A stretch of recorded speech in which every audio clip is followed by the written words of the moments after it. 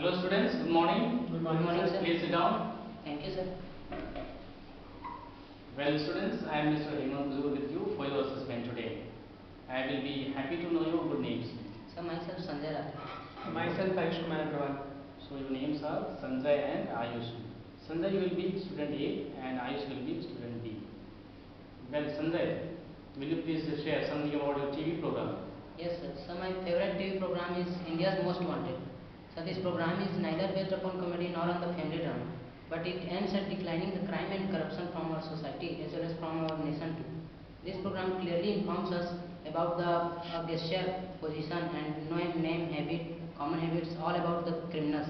And it also let us to know about the area where they usually commit their crimes. Thank you Sanjay. Ayush, will you please share something about your hobbies? Yes, of course, sir. My hobby is to play basketball, and I think it is the best game which suits my personality. It not only involves physical activity, but also it exercises our mind and develops a capacity of reacting fast. Thank you. Students, here now we are going to enter into second stage, that is topic present. Here you have 2 minutes time to do this, right? Well, here student A will begin explanation of the topic and there will be questions asked by your friend and I will answer some more questions. Sanjay, would you please begin now? Yeah, of course, sir. So before going to introducing my topic, that is co-education, I would like to introduce with its literal meaning. Co-education means education of both boys and girls in the same school and the colleges at the same time. We know that understanding of men and women are common in our lifestyle, and in the modern age, it is necessary to work hand in hand. So now I would like to present a short distinction between education alone and co-education. Education means which trains up men to live a successful life. On the other hand, co-education trains both men and women to live a happily and peaceful life. Now, the term co-education is not a new thing for us. For example, we can take the case of ancient period, where in the good old days of the past, when the ashrams were the seat of learning, the co-education was in practice. And we can take the example of our Hindu scriptures, old records and legends, where the co-education was also spread all over the country. And it was also continued when the Muslims were coming into the country. And finally, the further system put an end to co-education. But the good qualities of co-education cannot be denied, such as the co-education trains all powers of men and women to live a successful life and make it useful for the society. So, the foremost and basic advantage of co-education is that it prepares an individual to have a successful life in a practical world. Okay, thank you Sanjay. Yes, Ayush, do you have anything to ask your friend?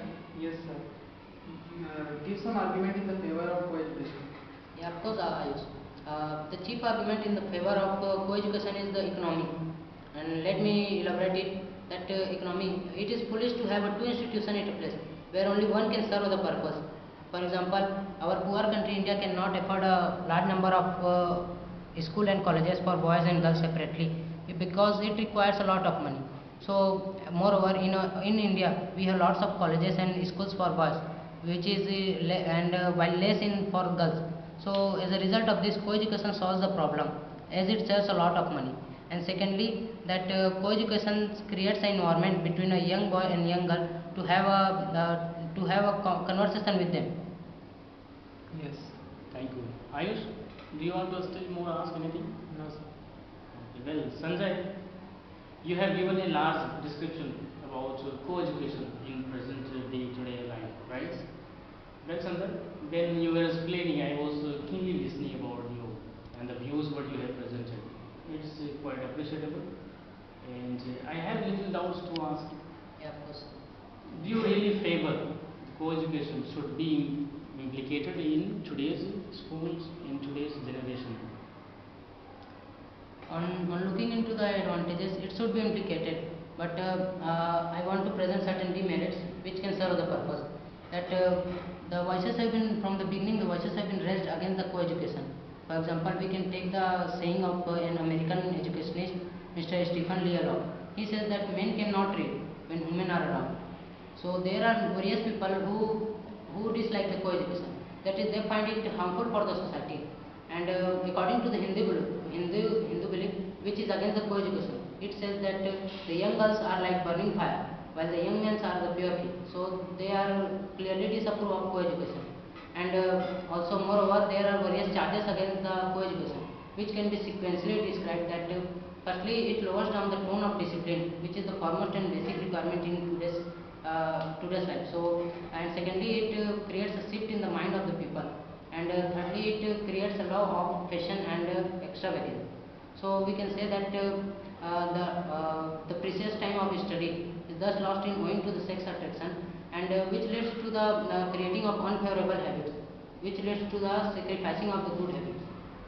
Okay, thank you, Sanjay. Well, Sanjay, you have to say about your personal view. Do you favor this or not? Yes, I generally favor it as It should be there. Yes, Even today's, yes, in today's age also. yes. Okay, yes. All right. Thank you.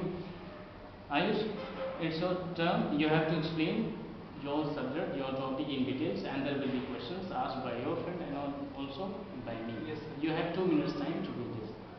My topic is value education, the need of the hour. In the present competitive era, one can notice that value education has become an odd item. There is very less emphasis in the present education to uplift the students' moral, ethical and spiritual values. There is of course much impact on academic knowledge, but moral and ethical etiquettes find very less place in our curriculum. The high-ranking politicians, professors and educationists have forgot their duty of making the next generation sound in all respects. Illegal and unfair means are in vow of getting the things done. The sharp fall in moral and ethical values all round, the careless disregard of common man's interest, and the increased hypocrisy and double talk have caused deterioration which is truly alarming. The prevalence of corruption in all walk of life, the worst kind of human exploitation, the accumulation of wealth by any means, have ruined the basic fabric of our country, which was once known for its high values. The moral and ethical values, performance of duty, regard and consideration for fellow men, and sympathy and compassion are seen to have gone with wine, and are among the major causalities of the post-independent period. Our great leaders like Gandhi, Nehru, Subhas, Tilak, Patel, or Radhakrishnan have all spoken for the crisis of character, but all have become the victims of the same phase. Dr. Radhakrishnan pointed out that civilizations are not built with mortar, steel and machinery, but it is built with man and woman having high values and character. Very less steps were taken by the Hayams because they themselves are corrupt, greedy, dishonest and lovers of luxuries. It is urgent need of the hour for the intellectuals to arrest those unethical escalation of value degradation if we want to save our country from going into the paths of crime and corruption. Thank you. Thank you, Ayush. Well, Sanjay, I think by listening Ayush's good and then large description, you will have some questions to ask. Yeah, of course, sir. I have a doubt that Ayush, you speak about that Indian leaders like Radhakrishnan and Gandhi. Yes. So I would like you to ask that what was the Radhakrishnan's view on this value education? According to Radhakrishnan's view, moral values are very important to build a good and crime-free society. According to him, these good civilizations are not built with mortar, steel and machinery. It is built with man and woman having high values and character. Okay. Thank you. Sanjay, do you have some more No, sir, I am questions? satisfied. Well, Ayush, I again appreciate your topic, your points, what you have collectively given. It's nice what you spoke. There should be value education, right? Yes, sir. It's a good thing. Ayush, I have only one doubt. When I look you people at this age, and even I look outside at your age people, your students, your friends, those who go with you, I see they behave, and then I see even value education has no place in their personal mind and life. Yes. Do you agree with this? Yes, sir. Do you also would you also say that if you are going to implicate this particular value education in today's scenario, in today's state of this kind of people, do you think the students or your classmates will agree with the things what you are going to say? No, sir, they will not agree because they feel value education as a boring subject.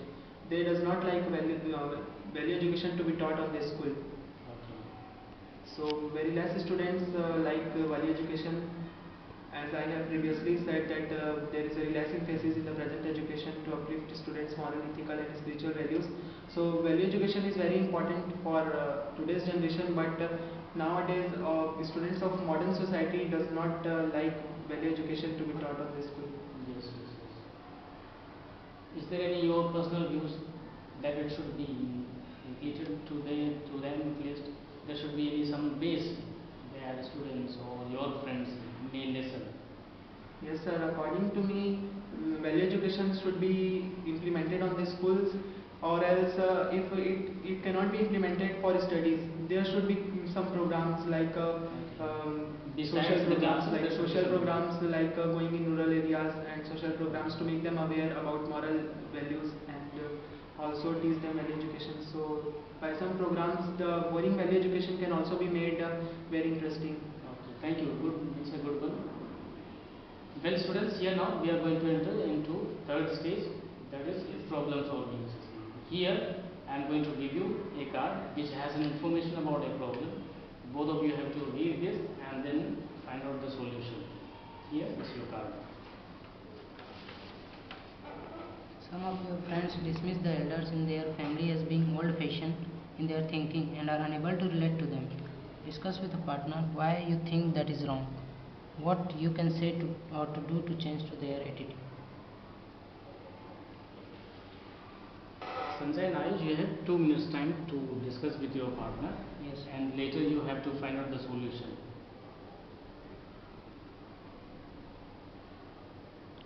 If you have understood, you can discuss together, and one of you can say the answers, or else if you like both, you can share both of them.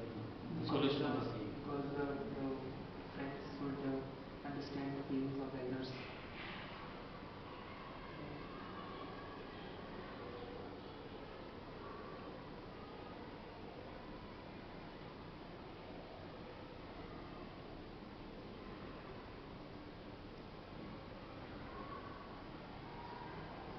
Collective efforts will be added. Yes. Collective efforts.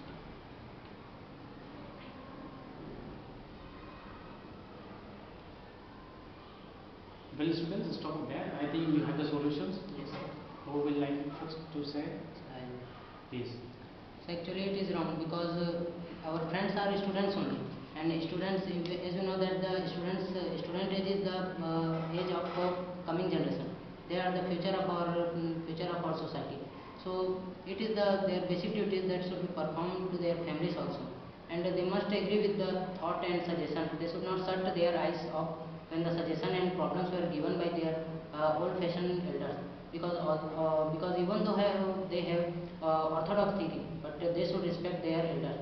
As we know that it is a popular saying that a good student is always loved and praised, but the wicked student is always punished.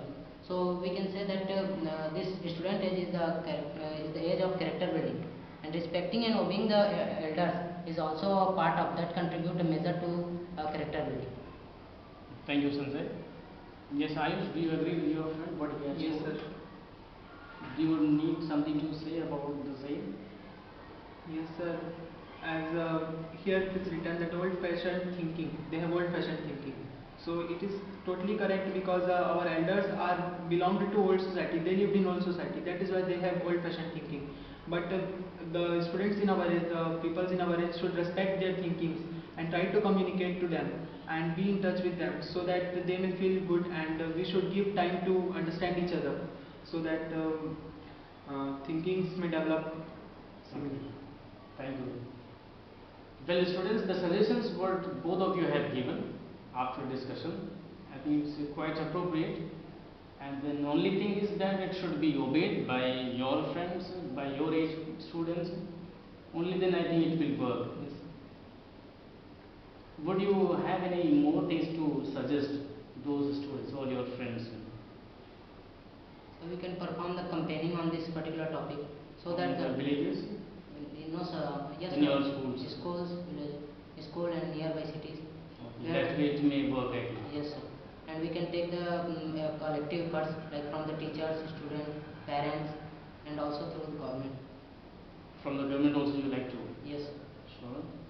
Ayush, do you think it's a good one? What he has told? Yes, sir. And not only government but also non-governmental organizations can also They should do. have some Yes, help. they can also help us to implement these things in our society.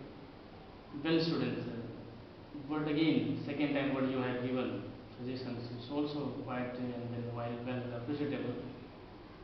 Thank you. The things what you have said should be implemented properly, should be taken care with other students also, right? They also should personally involve in the suggestions in order to avoid this kind of. There should be respect for the old people. It's not that their age is gone. It does not mean they need not be live or they need not be here in this age also. They have a right to live even in today's age. Yes, sir. Thank you, students, and this is the end of your assessment. Thank you. Thank you, sir.